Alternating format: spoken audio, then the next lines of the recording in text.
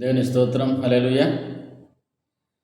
ఈ ఛానల్ని చూస్తున్న ప్రతి ఒక్కరికి కూడా నా హృదయపూర్వకమైన వందనాలు తెలియజేస్తున్నాను. ఈరోజు సమాజంలో మనం చూసినట్లయితే అనేక మంది అంటూ ఉంటారు, నా గురించి ఎవరు ఆలోచించేవారు లేరండి, నా గురించి ఎవరు పట్టించుకునేవారు లేరండి, నాకెవరు లేరండి, ఇలా రకరకాలుగా మాట్లాడుతూ ఉంటారు. ఆలోచన అనేది మనిషికి సొంతమైతే భూమి మీద ఉన్న ప్రతి ఒక్క మనిషి తన గురించి ఎవరైనా ఆలోచించాలని అనుకుంటాడు. తన గురించి ఎవరైనా ఆలోచిస్తే బాగుండు అనుకుంటాడు. చూసారా? ఎందుకంటే అప్పుడప్పుడు మన బాధను వ్యక్తపరుస్తూ మనం అంటాము, నా గురించి ఎవరు ఆలోచించేవాళ్ళు లేరు, నన్ను ఎవరు పట్టించుకునేవాళ్ళు లేరు, నాకెవరు లేరు. అదే కనుక నాకు ఎవరైనా ఉండి ఉంటే నా పరిస్థితి ఇంకో తీరుగా ఉండేది అని ఇలా రకరకాలుగా మాట్లాడుతుంటారు. అలాగే ఆ భూమి మీద జీవిస్తున్న చిన్నపిల్లల వారి దగ్గర నుంచి ముసలివారి దగ్గర వరకు ఇలాగే మాట్లాడుతుంటారు. చిన్నపిల్లలు అంటారు, మా అమ్మ నాన్న నా గురించి పట్టించుకున్నట్లయితే నా పొజిషన్ ఇంకా బాగుండేది. అదే యవ్వనస్తులు అంటారు, మా బాస్ కనుక నన్ను పట్టించుకున్నట్టయితే నాకు ప్రమోషన్ వచ్చేది. వృద్ధులు అంటారు, నా కోడలు నా కుమారుడు నన్ను పట్టించుకోవట్లేదయ్యా, మమ్మల్ని సరిగ్గా చూడలేదయ్యా. ఇలాగా ప్రతి ఒక్కరికి మమ్మల్ని పట్టించుకోవట్లేదు, మా గురించి ఆలోచించేవారు లేరు. ఆలోచన అనేది మనిషికి సొంతమైనప్పుడు భూమి మీద జీవిస్తున్న ప్రతి ఒక్క మనిషి కూడా తన గురించి ఎవరైనా ఆలోచిస్తే బాగుండు అని అనుకుంటూ ఉంటాడు. ఎందుకంటే మనిషి సంఘజీవి గనుక ఎవరైనా నా గురించి ఆలోచిస్తే బాగుండు అని అనుకోవటం సహజం. ఎందుకంటే మానవుని ఆలోచన ఎలా ఉంటుందంటే నింగికి నిచ్చెన లేచేంత ఎత్తులో ఉంటుంది. అందుకే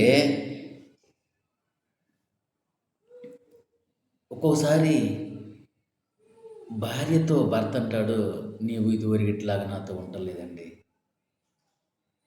భార్య అంటది, ఏమండి ఇదివరకు ఇట్లా నన్ను పట్టించుకోవట్లేదండి.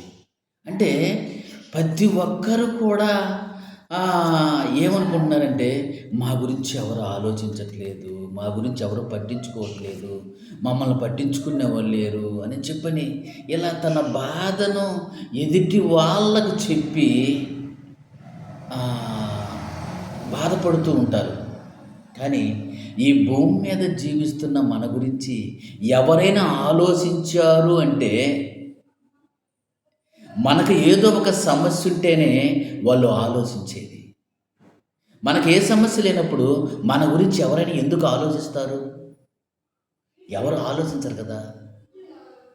ఆలోచించండి. అలాగే ఈ భూమి మీద జీవిస్తున్న మనిషి మన గురించి ఆలోచిస్తే ఎంత, ఆలోచించకపోతే ఎంత. మన గురించి ఆలోచించే వాళ్ళు పరలోకంలో ఉన్నారు అనేక మంది. ఆ వారిలో దేవుడు మొట్టమొదటిగా మన గురించి దివారాత్రులు ఆలోచిస్తున్నాడు. ఎందుకంటే మన గురించి ఆలోచించే వ్యక్తి దేవుడై ఉంటే ఈ భూమి మీద జీవిస్తున్న మానవులు మన గురించి ఆలోచిస్తే ఎంత, ఆలోచించకపోతే ఎంత. ఆలోచించండి. ఎందుకంటే మానవుడు మన గురించి ఆలోచిస్తున్నాడు అంటే మన దగ్గర ఏదైనా తనకు లాభం ఉంటేనో, మనతో ఏదైనా అవసరం ఉంటేనో, మనము తనకి ఉపయోగపడతాం అనుకుంటేనో, ఏదైనా సరే స్వార్థముతో కూడిన ప్రేమ ప్రతి ఒక్కరిలో ఉందండి. ఏంటంటే ఏ అవసరత మనతో లేకపోతే ఆ వ్యక్తి మనతోటి పని లేదు. అందుకే యెషయా గ్రంథము ఆ 6వ అధ్యాయం 8వ వచనంలో దేవుడు ఒక చక్కని మాట రాయించాడండి. అప్పుడు నేను ఎవరిని పంపెదను, మా నిమిత్తం ఎవరు పోవునని ప్రభువు సెలవీయక వింటిని. చూసారా? ఈ సన్నివేశం ఏంటంటే, పరలోకములో కోటాను కోట్ల దేవదూతలు పరిశుద్ధుడు పరిశుద్ధుడు పరిశుద్ధుడు అని ప్రతిగానాలు చేస్తూ ఉంటే, దేవదూతలు స్తుతించే స్తుతులు బాగోలేదని కాదండి దేవుడి ఆలోచన. గడప కమ్ములు పునాదులు కదులుతుంటే ఇవి బాగోలేదని కాదండి దేవుని ఆలోచన. ధూపము వలె వాళ్ళు పొగుడుతూ ఉంటే బాగోలేదని కదండి ఆయన ఆలోచన. ఎంత సన్మానం జరుగుతా, ఎంత పొగడ్తల మధ్య దేవుని ఆలోచన ఏందో తెలుసా? నా నిమిత్తం ఎవరు పోతారు, నేను ఎవరిని పంపాలి, ఎక్కడికి? దేవుని పిల్లల దగ్గరకు. ఎందుకు? తన దగ్గరకు తీసుకొని రావటానికి. నేను ఒక్కడనే కదా పరలోకంలో ఉండేది, నాతో పాటు నా పిల్లలైనా, నీ భూలోకంలో జీవించే ప్రతి ఒక్కరూ నాతో పాటు ఉండాలి. చూసారా? మన గురించి ఆలోచించి ఆలోచించి ఆలోచించి చింతలోకి పోయాడండి. ఒక్కసారి చూడండి, మనం ఆలోచన ఏదైనా ఒక సమస్య వచ్చినప్పుడు, ఒక బాధ వచ్చినప్పుడు ఆలోచించి ఆలోచించి తలపోటుగా ఉంది, నన్ను కొంచెం సేపు మాట్లాడించబాకండి, నాతో మాట్లాడబాకండి, నన్ను కొంచెం ప్రశాంతంగా ఉండనివ్వండి, ఇలా అంటూ ఉంటాం. ఎందుకంటే దేవుడు మన గురించి ఆలోచించి ఆలోచించి చింతలోకి వెళ్ళిపోయాడండి. కోటాను కోట్ల దేవదూతలు ప్రతిగానాలు చేస్తూ పరిశుద్ధుడు పరిశుద్ధుడు పరిశుద్ధుడు అని చెప్పి అంటుంటే, కానీ దేవుని మనసు అక్కడ లేదు, దేవుని ఆలోచన అక్కడ లేదు. నీ గురించి నా గురించి ఆలోచిస్తున్నాడు. ఈ భూమి మీద నాకు ఎవరు లేరు, ఎవరు నా గురించి ఆలోచించే వాళ్ళు లేరు, ఎవరు నన్ను పట్టించుకునే వాళ్ళు లేరు అని చెప్పి నువ్వు అంటున్నావే. ఈ భూమి మీద జీవిస్తున్న ఎవరైనా సరే నిన్ను పట్టించుకుంటేనేమి, పట్టించుకోకపోతేనేమి, నిన్ను గురించి తండ్రి అయిన దేవుడు దివారాత్రులు ఆలోచిస్తున్నాడు. చూడండి ప్రియమైన దేవుని పిల్లారా, ఎవరైనా ఒక వ్యక్తికి సన్మానం జరుగుతుంటే, అయ్యా నువ్వు దేని గురించి ఆలోచిస్తున్నావా అంటే, ఆ వ్యక్తి అంటాడు, ఈ సన్మానము, ఈ 1000 మంది జనము, ఈ సాలువ కప్పటము, ఈ దండలేయటం, అబ్బా ఇవన్నీ చూస్తూ ఉంటే దీని గురించి ఆలోచిస్తున్నానయ్యా అంటాడు. కానీ కోటాను కోట్ల దేవదూతలు పొగుడుతూ ఉంటే దేవునికి అవేమీ పట్టట్లేదు. చూసారా? నీ గురించి నా గురించి ఎంత ఆలోచిస్తున్నాడో, ఎంత బాధపడుతున్నాడో ఎప్పుడైనా ఆలోచించావా?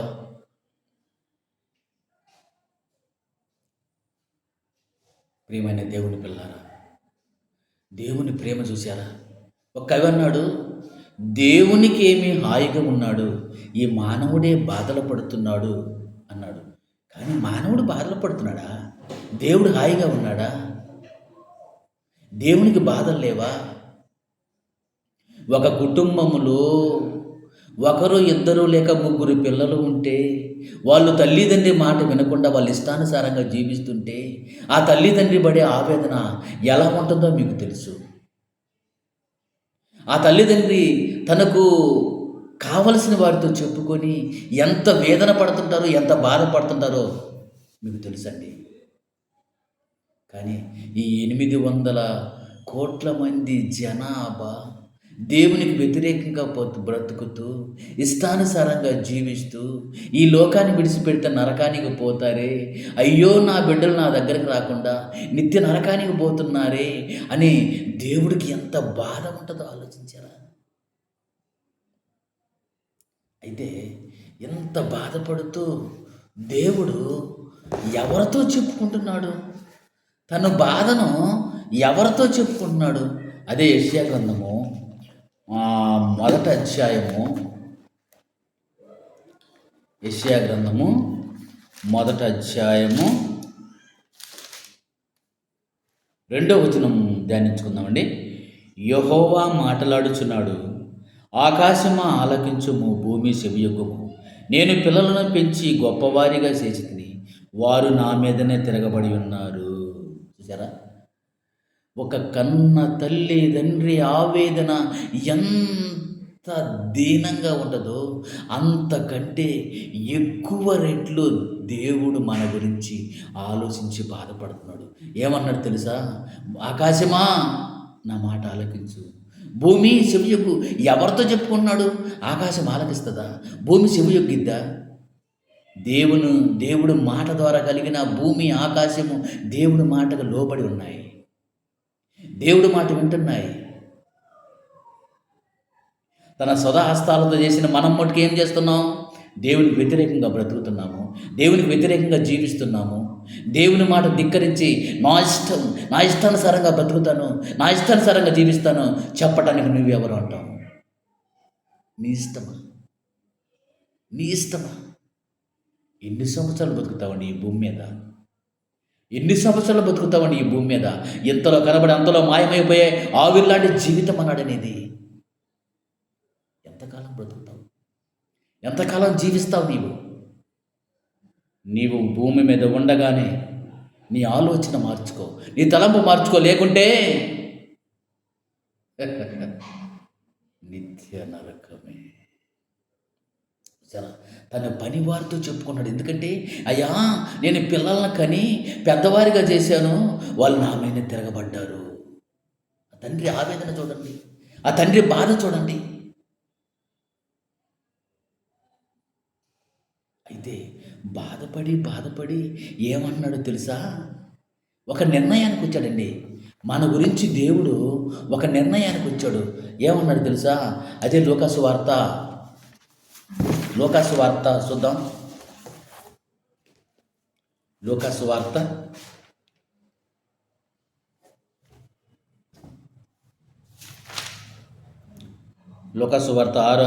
13 అధ్యాయము 6, 7, 8, 9 వచనాలు ధ్యానించుకుందామండి. లూకాసు వార్త 13 అధ్యాయము 6, 7, 8, 9 వచనాలు ధ్యానించుకుందాం. మరియు ఆయన వారితో ఈ ఉపమానము చెప్పెను. ఒక మనుషుని ద్రాక్ష తోటలో అంజూరపు చెట్టు ఒకటి నాటబడి ఉండెను.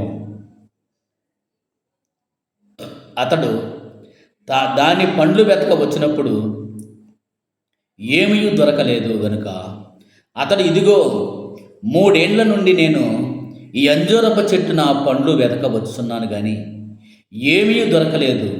దీనిని నరికి వేయుము, దీని వలన ఈ భూమి ఎలా వ్యర్థమైపోవలను అని ద్రాక్ష తోట మాలితో చెప్పాను. అయితే సరే, ఏమంటున్నాడు? ఉండకూడని స్థలములో ఉంది అంటే, మనము ఏదైనా ఒక పైరు వేసినప్పుడు పొలంలో ఒకే రకమైన పైరు ఆ పొలంలో వేస్తూ ఉంటాం. సపోజు మిరప తోట వేసామనుకోండి, మొత్తం మిరప మొక్కలే ఉంటాయి. పొగ తోట వేసామనుకోండి, మొత్తం పొగ మొక్కలే ఉంటాయి. వరి నాటామనుకోండి, మొత్తం వరే ఉంటుంది. గోధుమ నాటామనుకోండి, మొత్తం గోధుమే ఉంటుంది. ఇలాగే ఆ ద్రాక్ష తోట నాటినప్పుడు దాంట్లో అంజూరపు చెట్టు ఒకటి పడింది. సరే, అంటే ఉండకూడని స్థలములో ఉన్నది. ఉండకూడని స్థలములో ఉండి కూడా అది ఫలించట్లేదు, అది కాయట్లేదు. తన యజమాని 3 సంవత్సరాల నుంచి దాన్ని పండ్లు వెతకటానికి వస్తున్నాడు. అంటే ఒక కాయ కాసుద్దేమో తిందామని చెప్పని ఆ చెట్టు దగ్గరికి వచ్చి చూస్తున్నాడు. కానీ ఒక కాయ కూడా అది కాయలేదు, ఎప్పుడు ఆకులతో నిండి ఉన్నది. అప్పుడు అక్కడ తోటమాలతో అంటున్నాడు యజమాని, అయ్యా, నేను 3 సంవత్సరాల నుంచి ఈ అంజూరపు చెట్టుని నేను చూస్తున్నాను. ప్రతి సంవత్సరం పండ్లు కాస్తుందేమని చూస్తున్నాను, కాయట్లేదు. ఇది ఎక్కువ ఆకులతోనే ఉంది. మరి దీనివల్ల ఈ భూమి అంతా నిస్సారమైపోవటం వ్యర్థం కదా. దీన్ని నరికిపడేయా, దీన్ని తీసేయి. ఎందుకు ఇది వ్యర్థంగా దీన్ని పెంచుకోవటం? దాని స్థానంలో ఇంకొక మొక్కను వేయచ్చు కదా అని అన్నాడు. అప్పుడు తోటమాలి ఏమన్నాడు తెలుసా? తోటమాలి ఏమన్నాడు తెలుసా? అయితే వాడు, అయ్యా, నేను దాని చుట్టూ త్రవ్వి ఎరువే మట్టుకు ఈ సంవత్సరం కూడా ఉండనిమ్ము. అది ఫలించినా సరే లేని ఎడల నరికి వేయమని అతనితో చెప్పాను. అయ్యా, ఆ తోటమాలి అంటున్నాడు, అయ్యా, ఈ ఒక్క సంవత్సరం దాన్ని ఉండని, దాని చుట్టూ త్రవ్వి ఎరువు వేసి నీళ్లు పెడతాను. ఈ సంవత్సరమైనా కాయలు కాసుద్దేమో. ఈ సంవత్సరం కూడా కాయలు కాయకపోతే వచ్చే సంవత్సరం నరికి పడేస్తానంటున్నాడు. ఆ అంజూరపు చెట్టు ఎవరో తెలుసా? నీవు నేను. ఉండకూడని స్థలంలో మనం ఉన్నాం. ఉండకూడని స్థలంలో మనం ఉన్నాం. లోకములో ఉన్నాం. లోకాశలనే ఆ బందికాల్లో మనం ఉన్నాం. దేవునికి వ్యతిరేకంగా మనం ఉన్నాం. ఆలోచించండి. దేవునికి వ్యతిరేకంగా ఉంటే ఉండకూడని స్థలం కాదా? మన ఇష్టానుసారంగా జీవిస్తుంటే ఉండకూడని స్థలం కాదా? మన ఇష్టానుసారంగా బతుకుతుంటే ఉండకూడని స్థలం కాదా? ఏమండి, ఒక్క మాట ఆలోచించండి. మీ పెరట్లో పూల మొక్కలే వేసుకున్నారనుకోండి, అవి పుయ్యకుండా ఎప్పుడు ఆకులతో నిండి ఉంటే ఆ చెట్టుని ఉండిస్తారా? ఉండించరండి. అదే కూరగాయ మొక్కలు వేసారనుకోండి, అది కూరగాయలు కాయకుండా ఎప్పుడు ఆకులతో నిండి ఉందనుకోండి, ఒక సంవత్సరం చూస్తారు, తర్వాత దాన్ని పీకి పడేస్తారు. అంటే ఒక కూరగాయల చెట్టు, ఒక పూల చెట్టు, ఏదైనా చెట్టు మనం వేసినప్పుడు అది మనకి పంటని ఇవ్వకపోతే, మనకు పువ్వులు ఇవ్వకపోతే మనము పీకి ఎలా పడేస్తామో, అలాగే దేవుడు కూడా మనం ఫలించకపోతే, దేవుడికి ఇష్టంగా జీవించకపోతే, దేవుళ్ళో మనం ఎదగకపోతే మనల్ని పెరికి పడేడంటారా? ఆ అంజూరపు చెట్టు కాదండి, అది నీవు నేను. మనం ఫలించకపోతే మనలను నరికి అగ్నిగుండంలో వేస్తారండి. మనం ఫలించాలి. అందుకే యేసు ప్రభు వారు మన గురించి ఆలోచిస్తున్నాడు. ఏమంటున్నాడు? అయ్యా, ఈ ఒక్క సంవత్సరం ఉన్నాయ్యా. ఈ సమాజంలో అనుకుంటున్నారు, నా ఒంట్లో బలం ఉంది, నాది జిమ్ము బాడీ, నా వయసు ఉంది, నాలో రెసిడెన్షియల్ పవర్ ఉంది, నేను బలం కలిగిన వ్యక్తి, నాకేం కాదు. ఏమండి, మరణానికి చిన్న పెద్ద బలవంతుడు ధనవంతుడు అని తేడా లేదండి. మరణం అనేది ఎప్పుడైనా వస్తుంది, ఎక్కడైనా వస్తుంది, ఏ టైంలోనైనా ఎవరినైనా కబలిస్తుంది. ఆలోచించారా? చూడండి, భూమి మీద జీవిస్తున్న మనము నా గురించి ఎవరు ఆలోచించేవాళ్ళు లేరు అంటున్నామే. తండ్రి అనే దేవుడు నీ గురించి ఆలోచిస్తున్నాడు. కుమారుడైన క్రీస్తు నీ గురించి ఆలోచిస్తున్నాడు. ఇంకా నీ గురించి ఆలోచించేవారు లిస్టు చూస్తుంటే అసలు ఎంత ఆనందంగా ఉంటుందో తెలుసా? ఒక్కసారి ఆలోచించండి. అలాగే రోమీలకు రాసిన పత్రిక 8వ అధ్యాయము 26, 27. రోమీలకు రాసిన పత్రిక 8వ అధ్యాయము 27.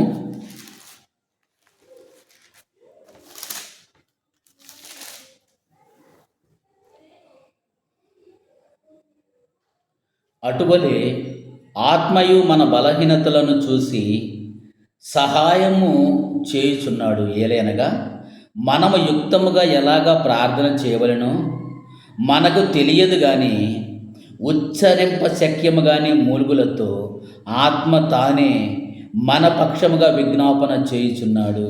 మరియు హృదయములను పరిశోధించువాడు ఆత్మ యొక్క మనస్సు ఏదో ఎరుగును.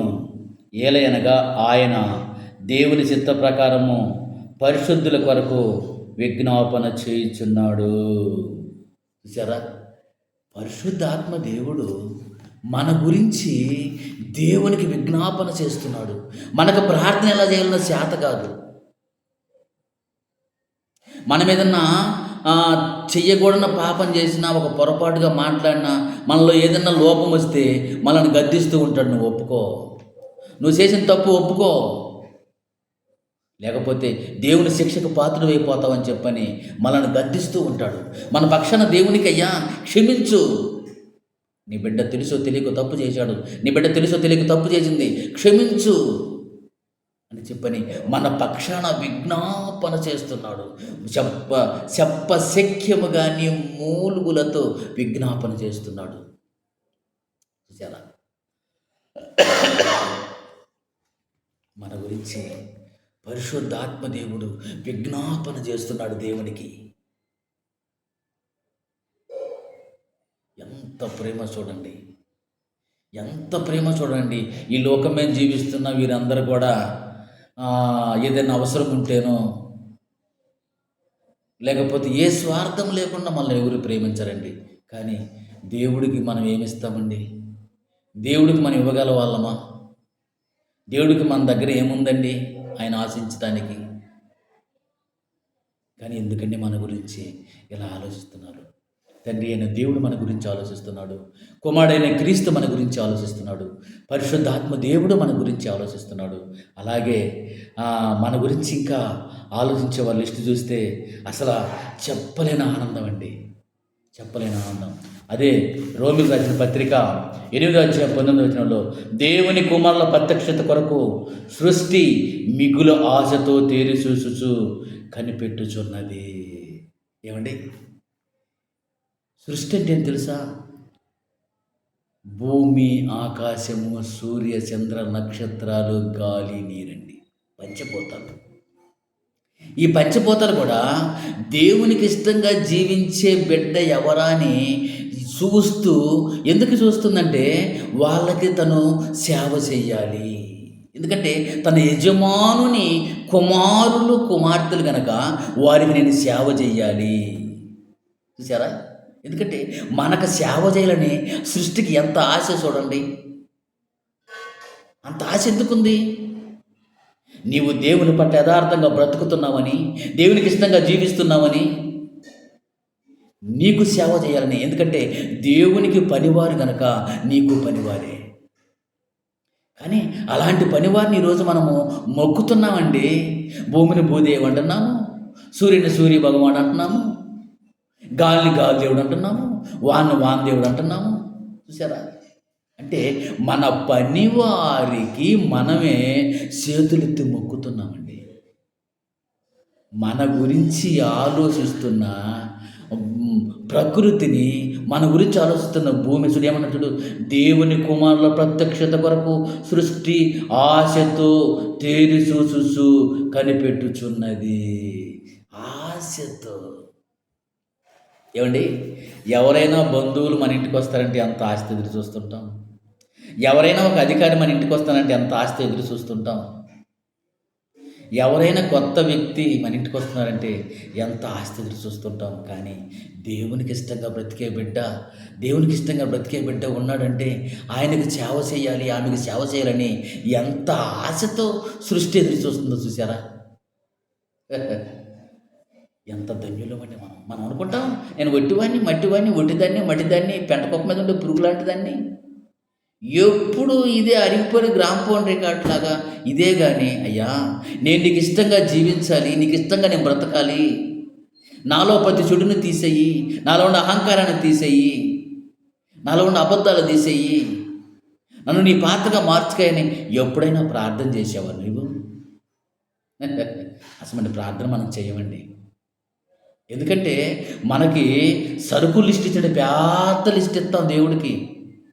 నాకు అది కావాలి, ఇది కావాలి, ఆ సమస్య, ఈ సమస్య అని ఇలా పెద్ద లిస్ట్ ఇస్తాం. కానీ దేవుడికి, అయ్యా నీకేం కావాలి, నేను నీకు ఎలా ఉండాలి, నన్ను నీ సేవలో వాడుకోవాలంటే నా పరిస్థితి ఏంటి, నేను ఎలా బ్రతకాలి, నేను ఎలా జీవించాలని ఎప్పుడైనా ఆలోచించావా? ఎప్పుడైనా దేవుణ్ణి అడిగావా? ఎన్ని సంవత్సరాలు బ్రతుకుతామండి మనం ఈ భూమి మీద?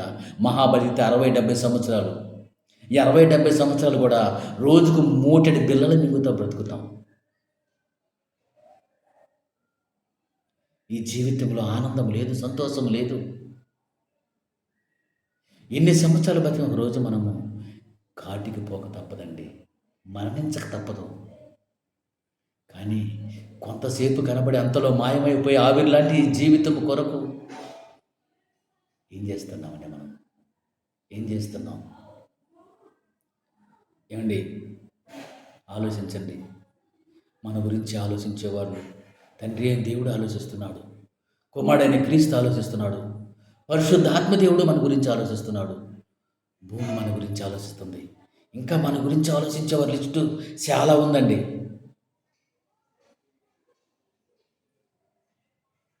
మరో వారము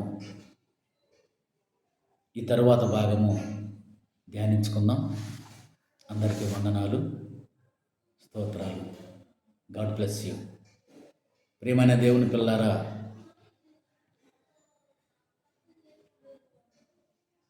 ఈ ఛానల్లో వస్తున్న పాటలు కానీ మెసేజ్ కానీ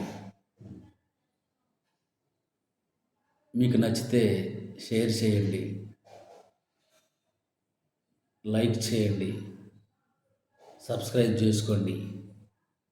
కానీ చూసేవాళ్ళు మా అయ్యగారిలాగా చెప్పలేదే, మా అయ్యగారిలాగా మాట్లాడలేదే. ఏమండి, దేవుడు నాకు ఇచ్చిన తలాంతును బట్టి, దేవుడు మాటలు బోధించడానికి నాకు ఇచ్చిన జ్ఞానాన్ని బట్టి నేను చెప్తున్నానండి. ఎందుకంటే నేను బ్రతికేది ఆయన కోసమే. నేను బ్రతుకుతున్నానంటే ఆయనే. ఎందుకంటే ఊరికి కిలోమీటర్ దూరంలో ఒంటరిగా బ్రతుకుతూ ఉంటాను నేను. అక్కడ కరెంటు ఉండదు, ఎవరు ఉండరు, ఒంటరిగా ఉంటాను. ఎందుకు తెలుసా? నా దేవుడు నాకు తోడుగా ఉన్నాడు. నా దేవుడు నాకు తోడుగా ఉన్నాడు, నాతో ఉన్నాడు. ఆలోచించండి. ఎప్పుడైతే మనం దేవుణ్ణి ఆనుకొని జీవిస్తూ ఉంటామో దేవుడు మనకు తోడే ఉంటాడండి. నచ్చితే ప్రతి ఒక్కరికి షేర్ చేయండి. ఎందుకంటే నేను బ్రతికినంతకాలం ఆయనకి ఇష్టంగా జీవిస్తూ, ఆయనకి ఇష్టంగా జీవించండి అయ్యా అని చెప్పేవాడినే కానీ ఏదో ప్రతిఫలం ఆశించి కానీ ఏది ఇంకోటి ఆలోచించి కానీ నేను దేవుడి మాటలు చెప్పేవాడిని కాదండి. నేను చెప్పిన మాటల్లో మీకు ఏదైనా మనసుకు నచ్చుకొని కనుకుంటే నన్ను క్షమించండి. మీకు ఇష్టమైతే షేర్ చేయండి. అందరికీ వందనాలు, స్తోత్రాలు.